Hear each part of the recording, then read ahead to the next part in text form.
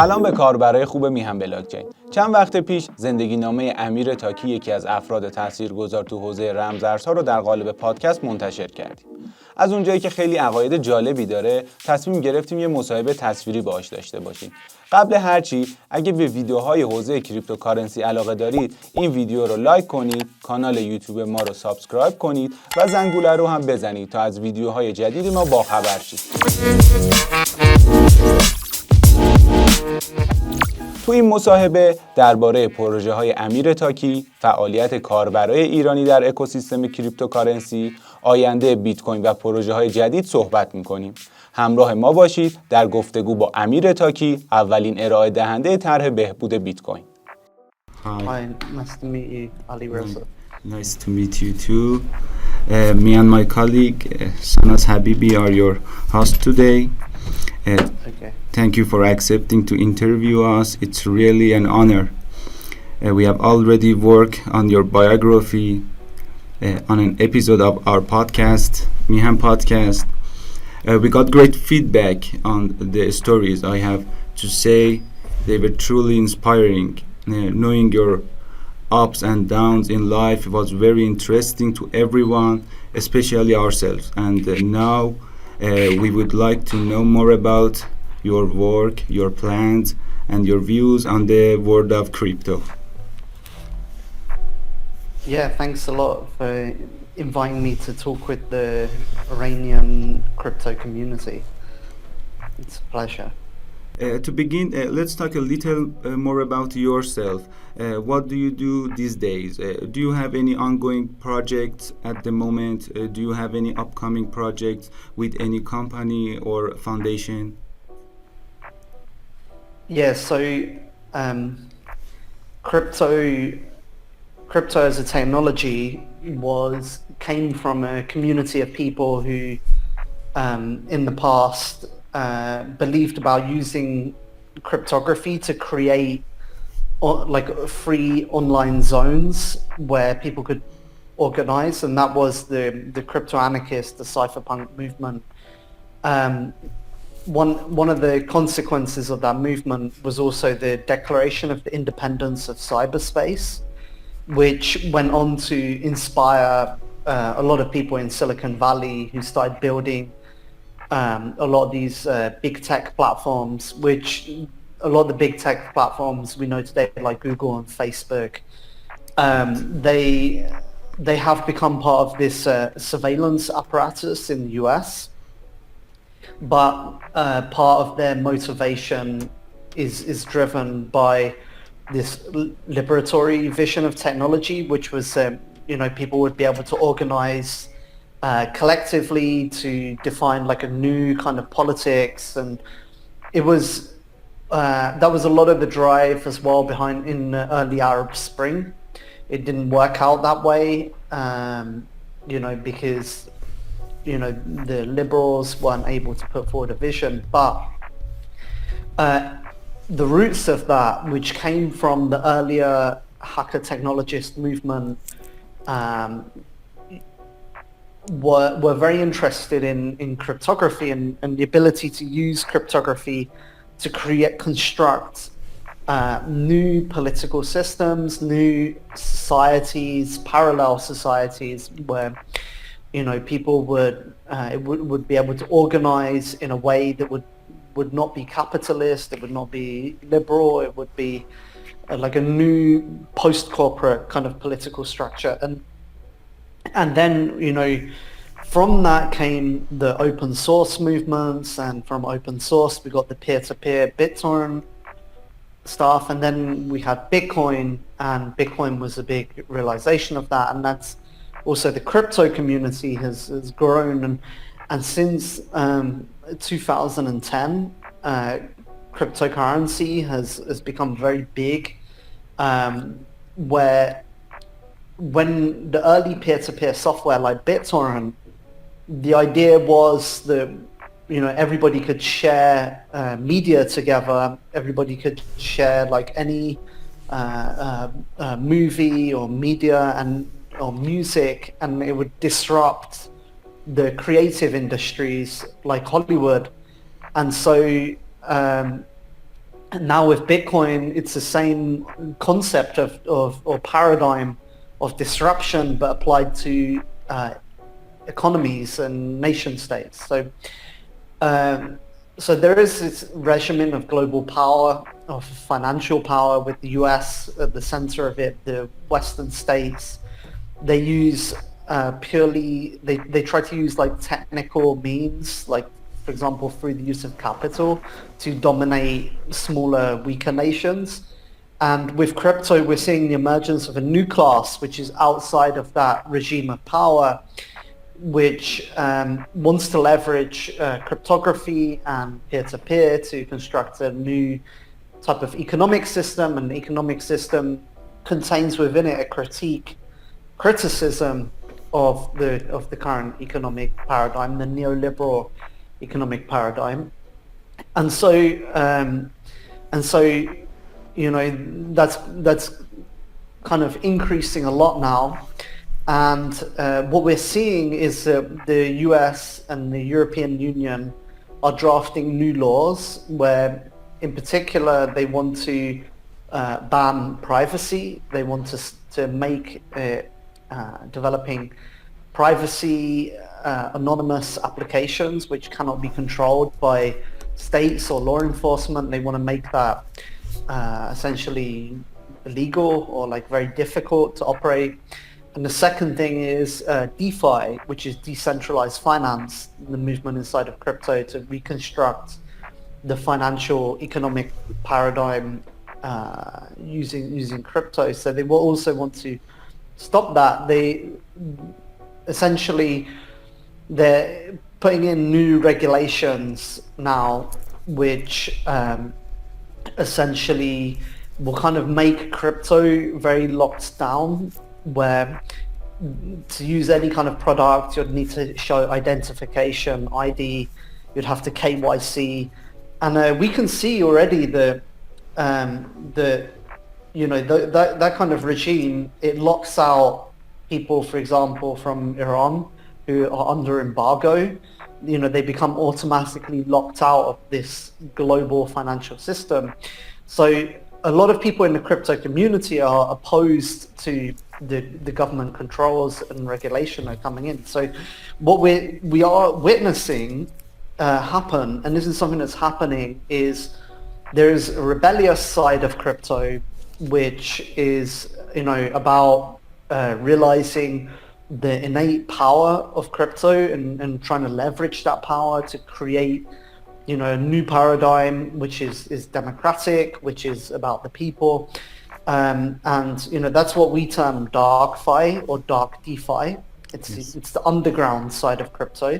And the other side is the above water legitimized crypto, which is accepted by the system of power, which we call RegFi. So that's mainly what we're working on now. Is we have a community of people, and it's a community of developers and cryptographers and philosophers and, you know, market makers or traders, you know, people into economics and finance. And we're working together to develop the software, the tooling that is needed for people to create these products, these dark fi kind of products, which, you know, is a new paradigm.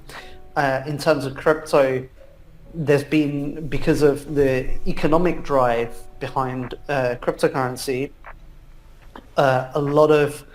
there's been a huge investment of intellectual and, you know, also human and resource investment into developing a lot of new cryptography.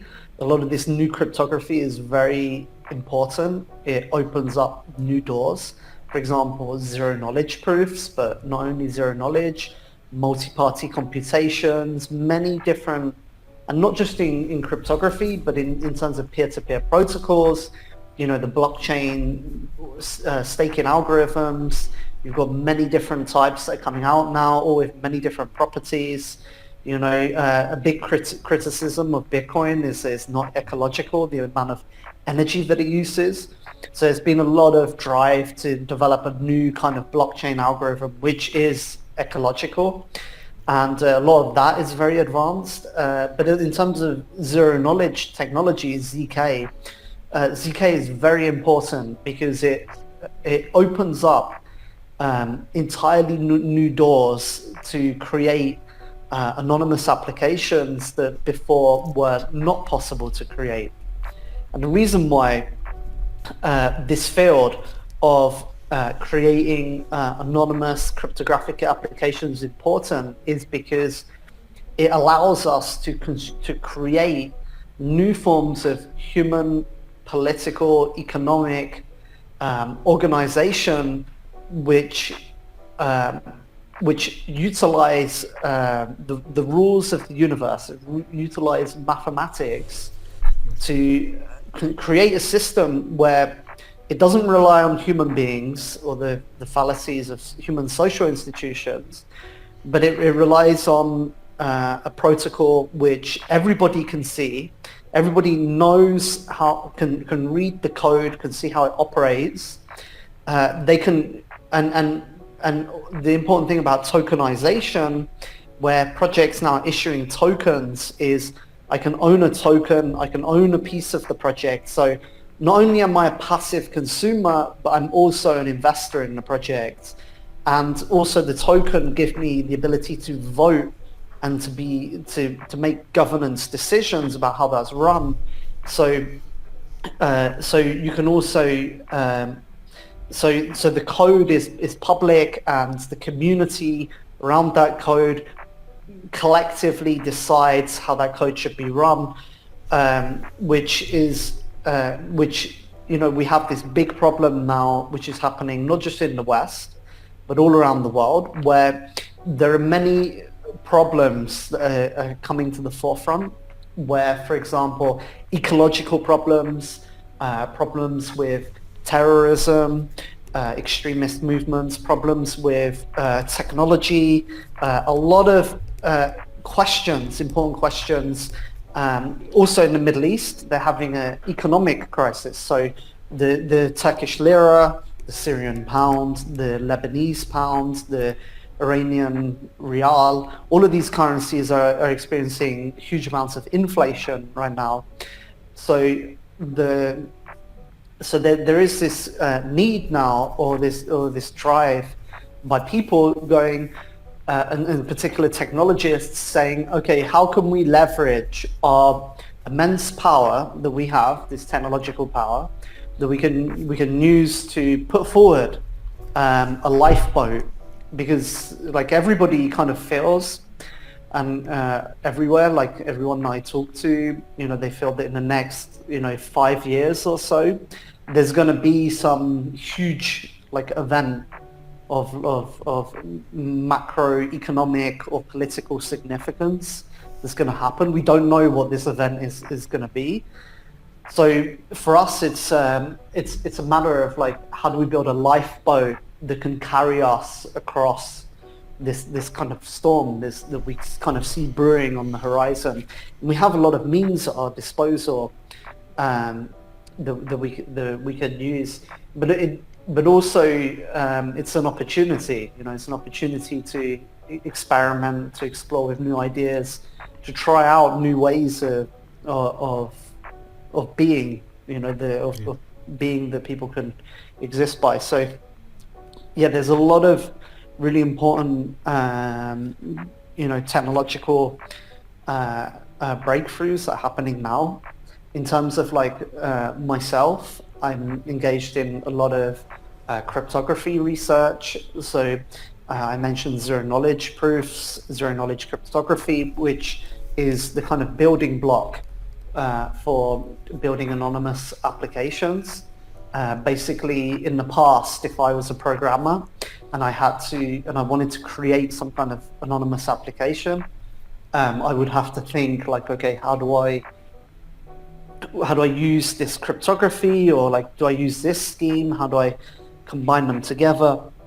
And it would be very kind of complicated, and sometimes it wouldn't work. But now with ZK, I can just, as a programmer, you can write some generic looking code, and you can basically construct like a lot of different things. So I'm now with a team of people, and we're developing software to try and bring this tooling to our community of people, and we're also trying to envision like what the applications that need to be made as a matter of strategy, and so that we can put resources and energy in that direction. We're also it's not also our work is not just technical work, but we also are doing trading. We're engaging with like economics research, and also we're publishing a journal soon, a philosophy journal. We've invited several key writers from academia, philosophers of technology, to contribute to this journal, which is a journal on agorism. So we're adopting this philosophy of agorism into our community, which agorism actually was a split in the libertarian movement in the US. So one part of the libertarian movement went into party politics, but another branch of libertarianism, they went into, they rejected the political system. And so agorism, it's a revolutionary type of market anarchism, where they talk about using counter economics, or like using the tool of economics as a way of like undermining totalitarian or authoritarian power. You had the early Bitcoin community in 2010 who a lot of the people there were followers of agorism. It's where I first heard about agorism, yet somehow was kind of airbrushed out of history. Like a lot of people, somehow being forgotten the important role that agorism played in Bitcoin's early history. And also Ross Ulbricht, who founded Silk Road, he was a follower of agorism. His favorite book was a book called Alongside Night, which is a book about a group of revolutionary agorists in the USA who overthrow the US government through counter economics. So we're trying to bring back that kind of idea, and trying to and adding a lot of new concepts to it. So we want to kind of add like more philosophy to it, and use this as a kind of starting point for like creating a new kind of movement or philosophy. We're also very much into The Economist, Richard Werner, who has a book. He has a documentary on YouTube called Princes of Yen, and he has a book on macroeconomics. He talks about the success. He writes a lot about Japan's economic system, and Japan in the 90s. The reason why Japan was experiencing a huge amount of growth, because they inherited this political system from fascism during World War II, where the banks were directed in how they allocate credit, and the US didn't like that, so the US actually infiltrated the Japanese central bank, intellectually infiltrated them, and engineered this kind of crisis where a huge amounts of credit were issued, which created this basically the bubble burst in the 90s. And Richard Werner, he talks a lot about democratic economics. So how can we construct an economic system, because basically banks perform the role in an economy of issuing credit. When you put money into the bank, when you borrow money, they don't actually have that money, they just credit it in your bank account. So through that process, which is called fractional reserve banking, they inflate the credit supply. And actually Richard Werner's the guy who invented the term quantitative easing. So he talked a lot about democratic cooperative economy. We're also influenced by Öcalan, who, you know, he's from the Kurdish movement, and he also the PKK, they were a nationalist movement in the 90s fighting the Turkish state. But then when he went to prison, you know, he started to think that, okay, the Middle East is a place where there, like, for example, in Iran, there's many different people there. There's Arabs, there's, you know, Azeris, there's, you know, Turks, there's Jews, there's Armenians, there's many different types of people. And, you know, the Middle East as well, it's like a place where all the world's major religions come from the Middle East. The birthplace of human civilization comes from the Middle East. So, and yet it's only in the last 100 years that the Middle East has had all these huge problems with like ethnic conflicts, genocide, you know, extremism, war. The Middle East used to be a place of enlightenment, used to be a place of learning and culture, but now it's the last 100 years. So Öcalan, he kind of came to the conclusion that the problem is these political systems that were installed in the Middle East by Western nation states, which don't fit the mentality of people in the Middle East. Middle East people have they have a more communal culture. They have like ties with their tribes, their families.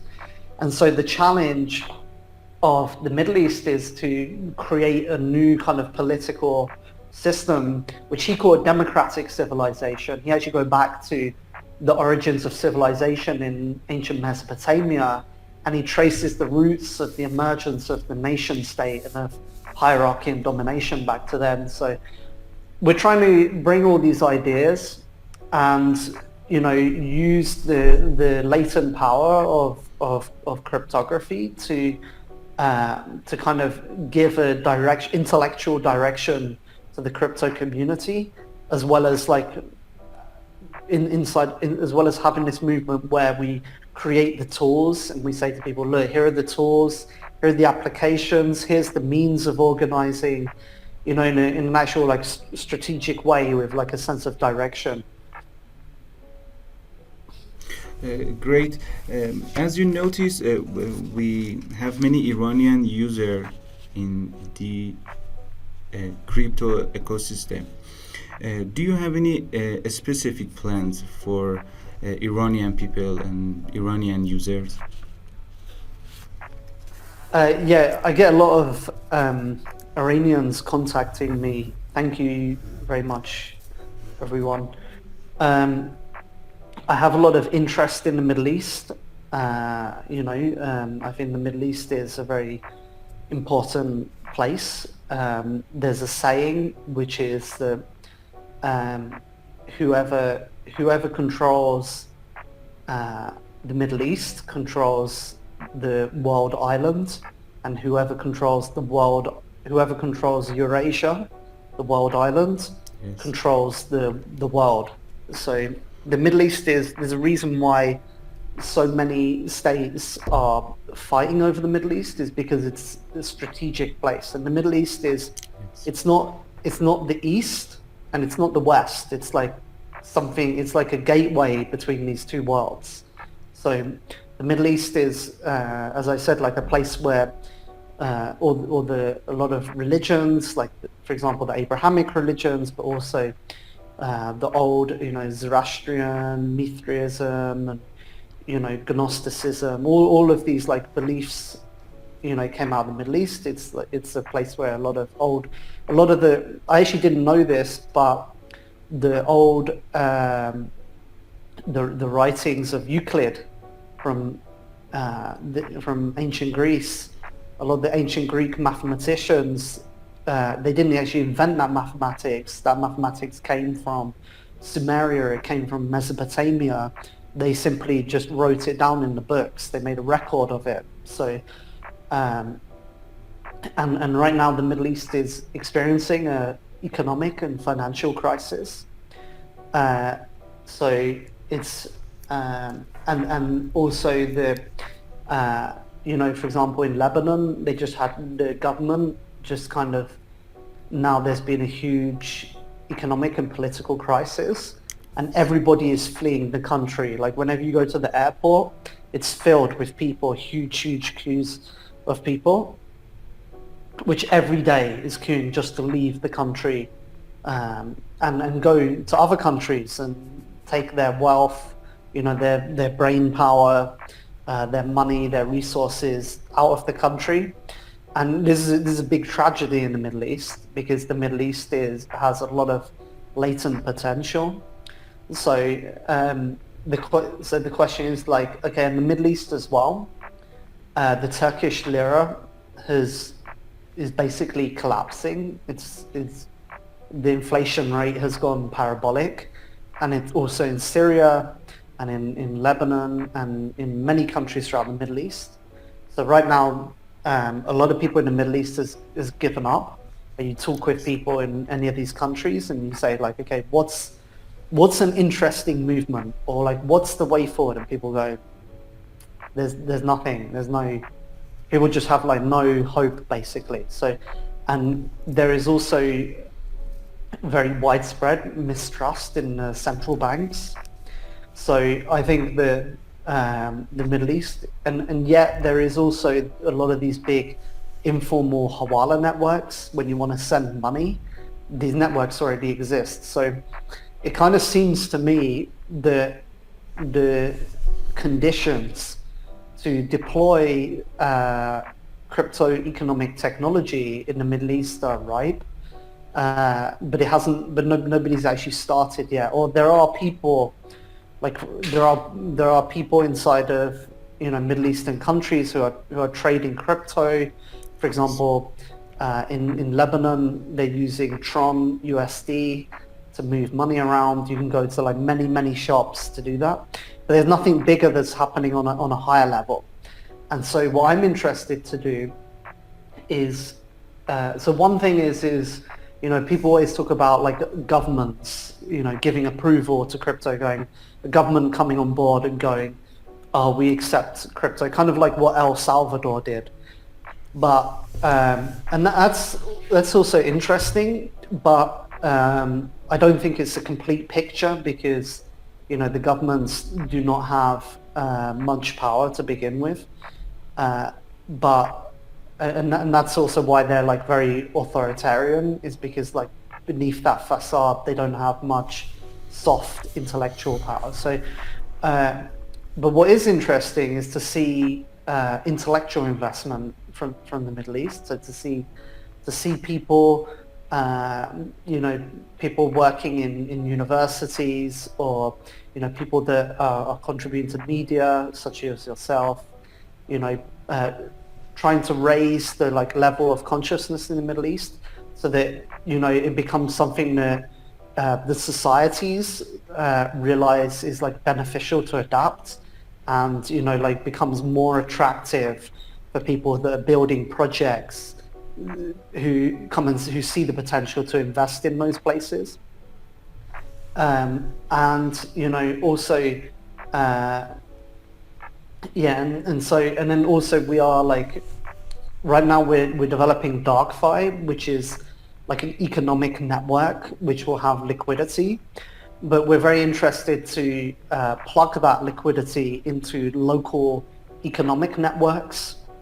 And the way that that kind of started in El Salvador, that project, was actually that there was a group of people there who were deploying ATM machines.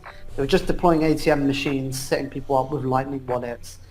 And as the project was more successful, then more people started to get on board, and the project started to go up, or started to increase in scale, in size.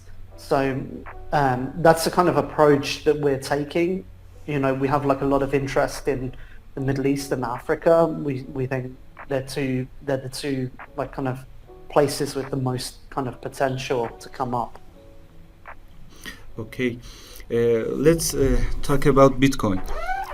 Since you were the first person who offered BIP, would you maybe know or make a speculation on who or even what can Satoshi really be?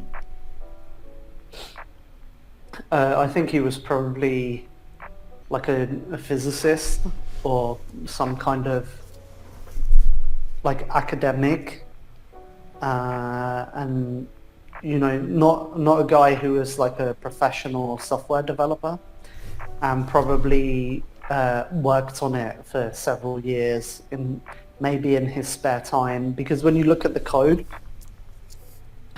is not like something that's written with like a plan, like an architecture plan. It's the type of code that you write if you're very passionate and you just start writing and you're changing little bits here and there and like modifying it. So that's kind of like my read. Okay. In this market and space, what has helped Bitcoin to be Bitcoin? Do you see a bright future for it due to the growing number of blockchains, projects, and etc.? How far do you think Bitcoin can go? How has Bitcoin been able to maintain its place in the marketplace? And how do you think it can be modified as the market is changing day by day? What is your approach toward keeping Bitcoin as the leader of market? Yes, that's a very good question. So I'll just start by saying that right now, something like 2% of Bitcoin is on Ethereum itself, and that number keeps going up. It's likely to go up over time. And we're seeing a kind of shift inside of crypto where we're going from these single blockchains with, you know, like a single coin to this like newer paradigm where it's more like networked, and there are networks and the networks plug into each other. So if for example, you know, when I talk to Bitcoin people about regulation and the dangers of like regulating the Bitcoin network, they say something like, oh, you know, Bitcoin cannot be regulated. It cannot be censored. It's uncensorable. However, if you regulate all of the people, you know, that operate inside of Bitcoin, but you don't regulate the blockchain itself, it doesn't really matter, because you've still created a system, a controlled system. Everybody's controlled in that system, and that's kind of the paradigm that we're in danger of moving towards. And so what's interesting in crypto is this shift, this mental paradigm shift, where the thinking now is going away from that simplistic single blockchain idea, this idea of networks, and thinking holistically on a big picture, like how do all of the actors, how do all the different groups, validators, miners, stakers, users, you know, all the different networks, the flow of value in and out, how do all of these work together? Or how do they, like, what is the social effect of that? And that's a more sophisticated way of looking at markets. So, you know, we always think of money itself as fungible. Like if I have $1, a dollar is worth $1. But, you know, first of all, there are many different types of money. So, you know, you have cash, which is M1 high-powered money. You have, you know, cash in a bank account, which is M2. You have credit, which is cash that is loaned to you by a bank. You have debt. You could buy debt instruments, which, you know, for example, USD Tether is collateralized by debt instruments. It's not collateralized by cash. So, or like a large part of it. So you have different forms of cash, and not only that, cash changes its behavior depending where it is. So if, for example, I'm in Iran and I have $1 in Iran, well, that dollar is going to be very different, has a very different behavior to a dollar in Switzerland. Like in Switzerland, I can send that dollar to, established companies. I can invest it in another company, etc. And if I try to do that in Iran, they're going to look at me like, who is this Iranian guy, with this dollar in this bank account, which can't access, but I can access Iranian financial accounts. So it's a different network that dollar exists in. So everybody always talks about money as being fungible. There's a story that all of us know. We all know this story, which is you have an apple, I have an orange. I want to get your apple, but you do not want oranges. But there's a guy, he have cabbages, which you want, and that guy who has cabbages, he wants oranges. So I give him my orange and I get a cabbage, and I take the cabbage and I give it to you and I get your apple. This is the origin of money, which all of us are taught, except that story is a mythology. It never actually happened in history. There's no historical evidence for that as the origin of money. Actually, the origin of money come from the Persian Empire. It's the Persian Empire who first mandated the bimetallic gold and silver standard. And actually, if you go back to ancient Sumeria, in Mesopotamia, there is a long history going back like literally centuries before the Persian Empire of financial networks and sophisticated banking networks. These are not like banking networks which were like primitive. They had all the advanced, they had like settlement of debt, they had like loan and deposit, they had like a sophisticated futures market. You could like deposit your grain in a storehouse and you would get like a record of that grain, and you could also sell a contract to someone that you will deliver a bag of grain like in a few months from now. And people began to trade these instruments and contracts between each other. And if you look at the first code of law, which was the Code of Hammurabi, the Code of Hammurabi actually contains mostly provisions for the financial markets, which became formalized with the Code of Hammurabi. And it was these instruments and contracts which became traded, which allowed these financial networks to operate and emerged into money, which with the rise of the Persian Empire became standardized as gold and silver. So when we talk about, in Bitcoin, in the very early 2010 phase of Bitcoin, everybody was talking about sound money, the idea of like gold being sound money. But the thing is as crypto has evolved now, our thinking is evolving, going towards this network-based thinking about economic networks.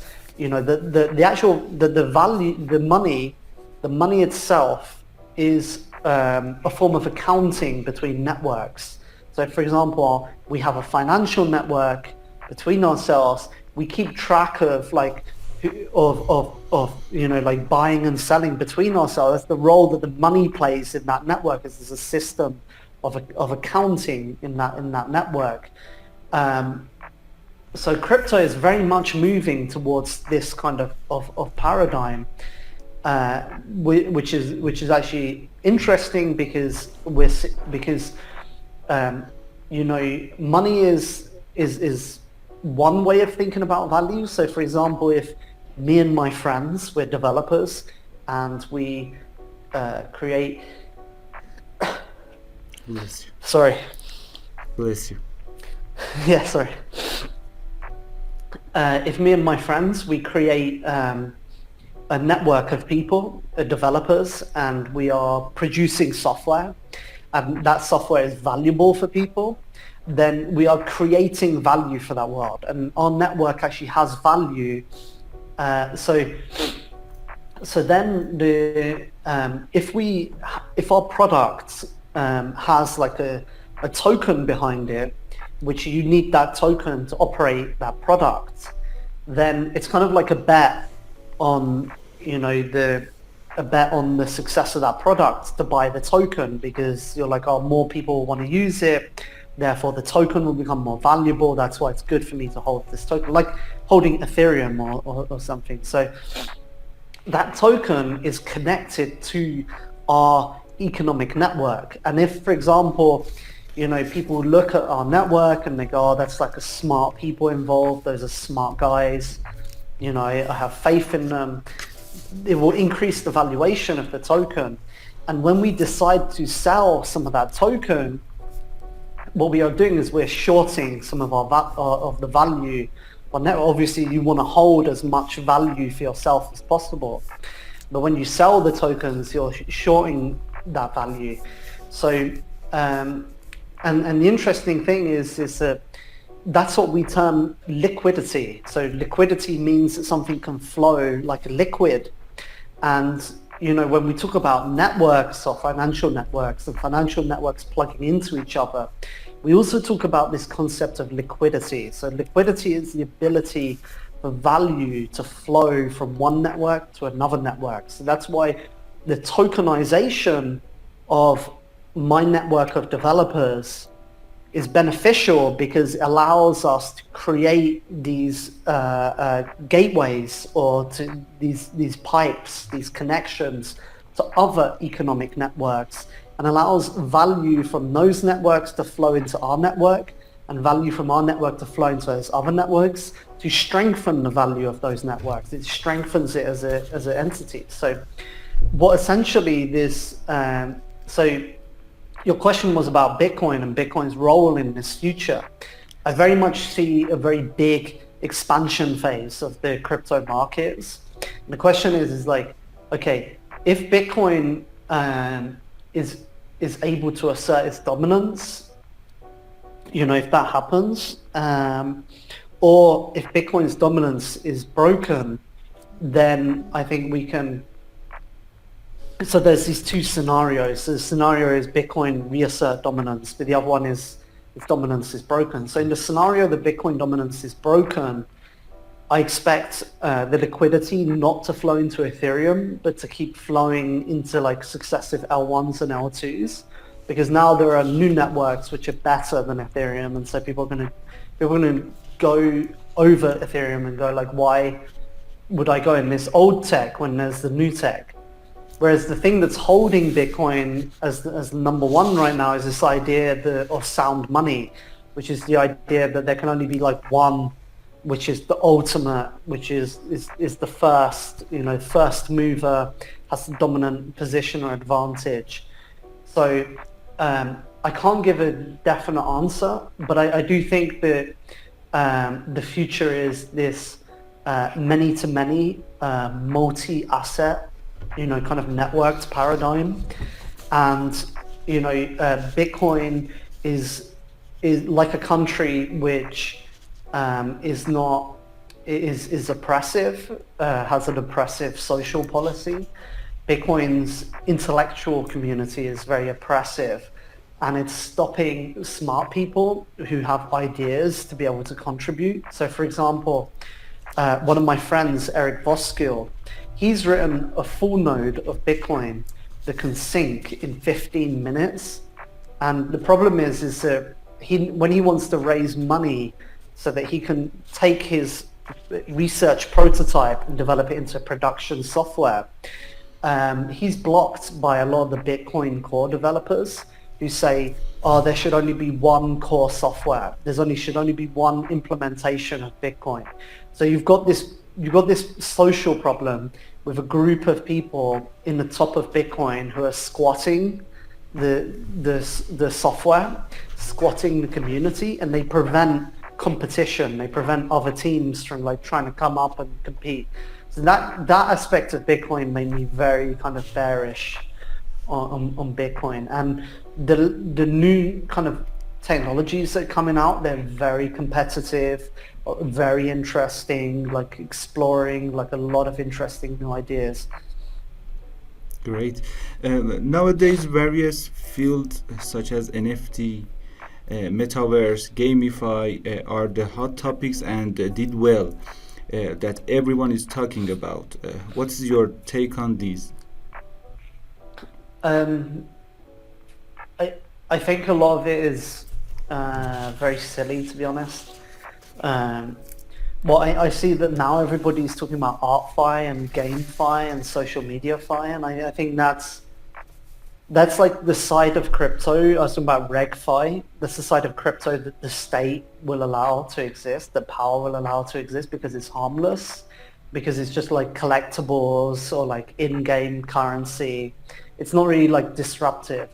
But a lot of that is driven by like big normie energy, because it's people who, they don't really have much, like a lot of these, when you look at like a lot of the kind of backers or like, you know, kind of like, I'd say like big VCs or investors behind that kind of narrative, they don't really seem to have like much imagination.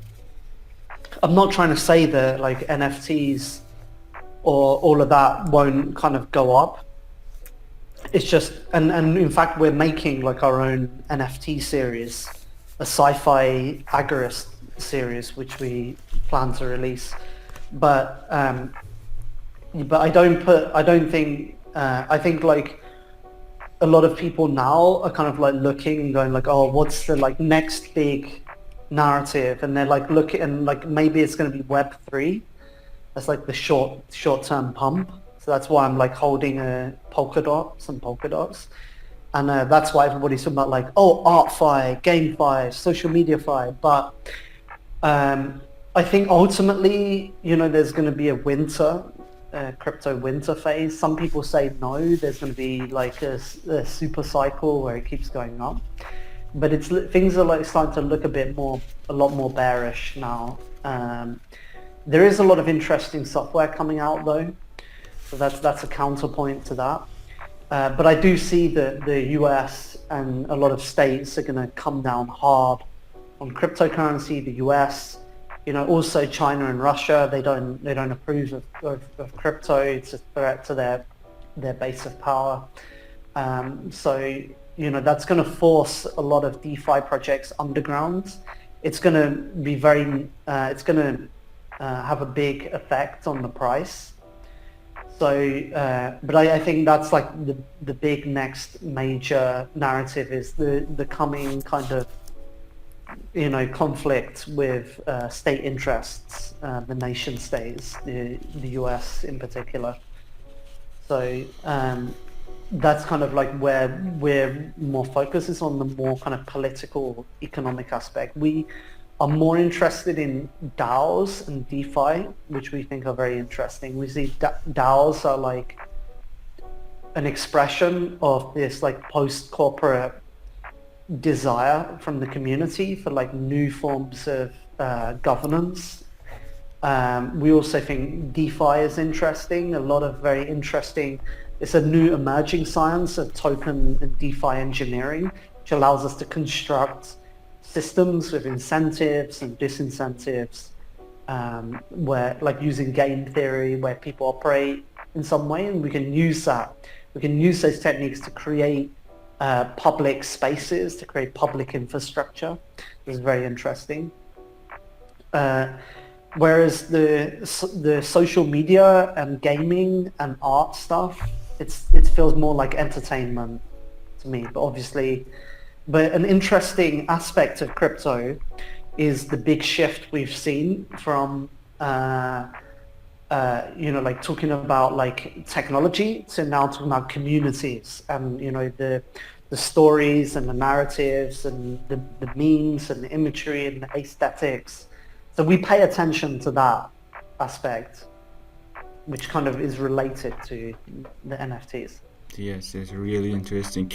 As you said, banks play a great role in economic system, and many experts believe that the major banks' capital or assets are more than enough to make a huge difference in the crypto market. Would you say we can consider this a possibility? If so, why has there been resistance or even indifference toward this matter? Could it be that they would have to acknowledge cryptocurrencies in the next economic revolution? Yeah, I think you have the correct point there, which is that these are legacy institutions who, with the wide adoption of crypto, would have the most to lose, especially the big banks. The local banks, they might be able to benefit from crypto. There's still a role for community banks who, deal with customers in local communities and lend to small businesses. But the big banks, they essentially have like no future. The big banks, their business model is being close to the central bank and, getting cheap credit from the central bank, which they use this credit to speculate, to purchase real estate, to which essentially when you print more money in the economy, you are taking value, or you are basically taxing the productive members of society, people who are producing things like the middle class. And then when they give that money to big banks, and the big banks give it to speculators, speculation does not create value. Purchasing real estate does not really create value, it just drives the prices of houses up. You are taking money from the hands of productive members of the society and you're giving it to profiteers, people who want to just create profit. And this is the crisis that is at the heart of the Western economy right now. So for example, the German economy was very successful because which was under the Raiffeisen Bank, and the guy who made it, he was a German called Raiffeisen. The bank is named after him. He had a philosophy of cooperative local community banks, and Germany has like literally thousands of these banks. And when they set up the European Central Bank, it was not based off of this system. It was based off of the centralized model of the Reichstag Bank. And over the last few years, there's been successive centralization of financial power by big banks, where in England now we only have five high street banks, and all the small local banks are being pushed out of existence. And I said earlier, the banks create credit, and then banks use that credit. They decide how to allocate it in the communities. And the problem is the big banks, they don't allocate that credit to small businesses. So they allocate just for speculation or for creating zero-sum money. The local banks, they exist in the local community. They deal with smaller customers, and therefore they can deal with the overhead of lending to, or using that credit to invest in local communities. And something like 80% of the economy is small to medium enterprises. So when you prevent that flow of credit to that 80% of your economy, which provides the backbone of stability in your economic system, instead you give it to people who make asset purchases, which the asset purchase, when you're printing money and you're buying the asset, the price of the asset goes up.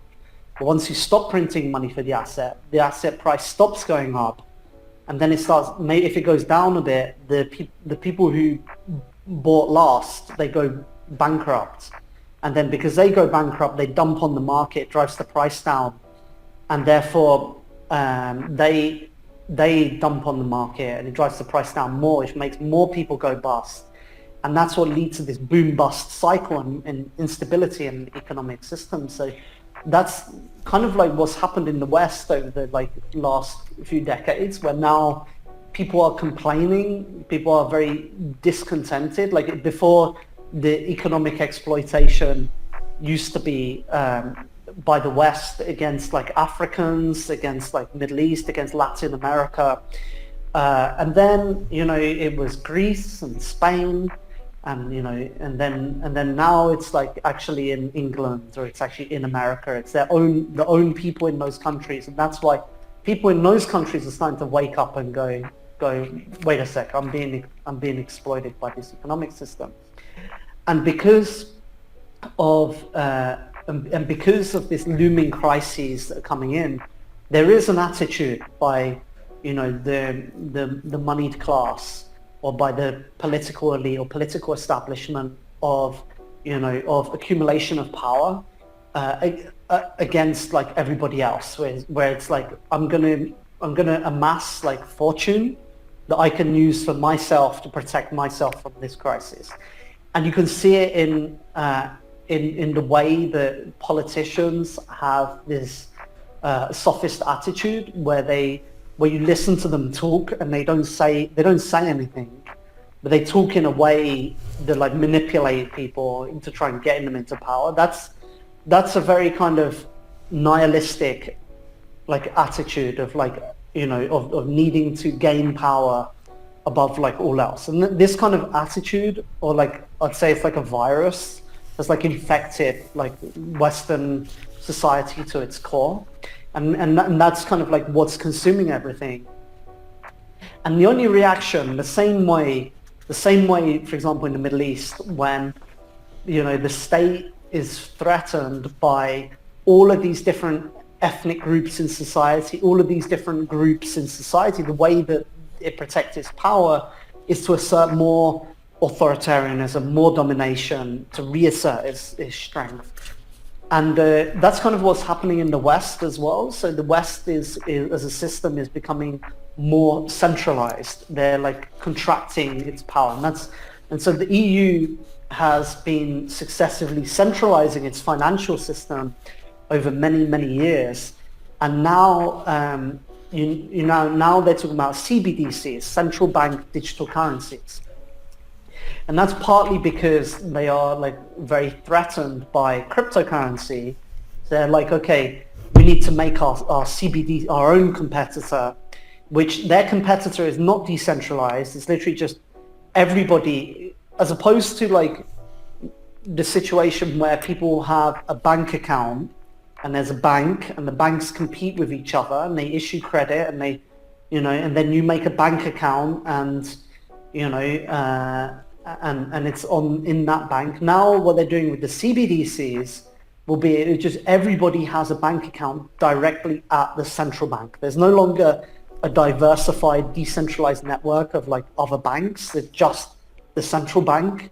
And that's very dangerous, because when we brought China into the WEF, or when like America and Europe brought China into WEF in the 90s, the logic was that China would become more like us, like China would like become like, democratic, or they would become like more free, etc. But that didn't happen. Like China did not become more like the West.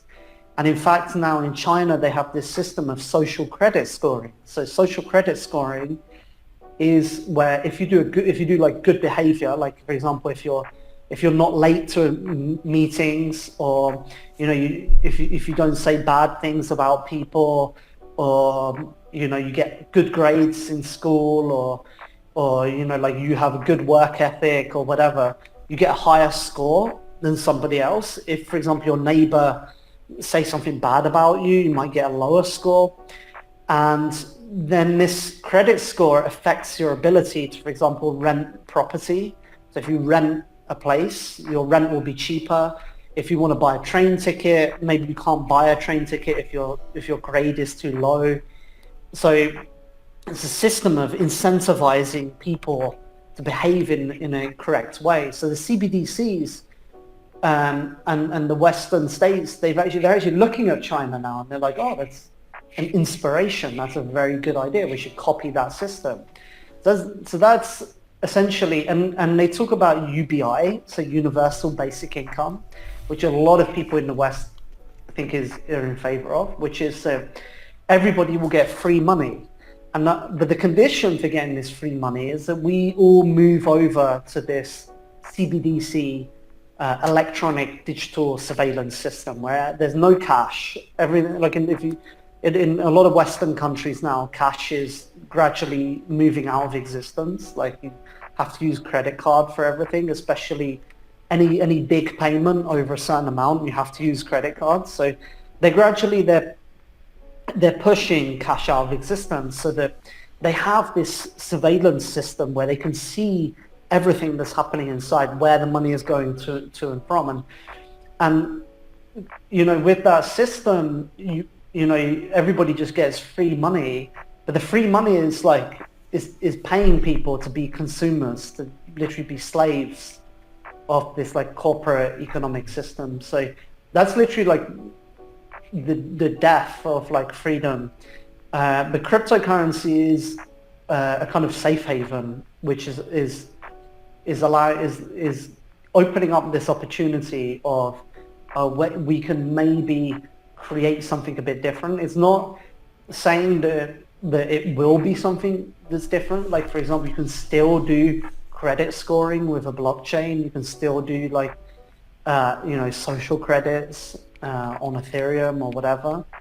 You know, that's why the anonymity is important to you know, push this anonymous application, so that you know it's a paradigm where the user's freedom is respected from the first level. Great.